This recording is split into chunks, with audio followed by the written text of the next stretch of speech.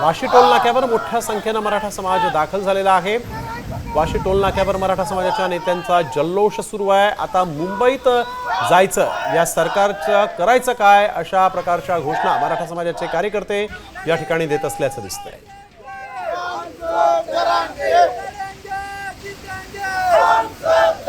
Vashi toll नाक्यावर मराठा कार्यकर्ते मोठ्या संख्येने पोहोचलेले आहेत। इथं घोषणाबाजीला सुरुवात झालेली आहे।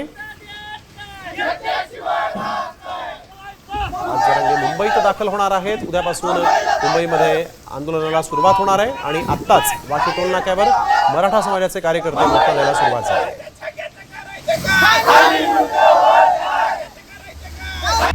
आता isakal.com आहे देशातील नंबर 1 ची मराठी न्यूज वेबसाईट। प्रत्येक अपडेटसाठी isakal.com ला नक्की भेट द्या।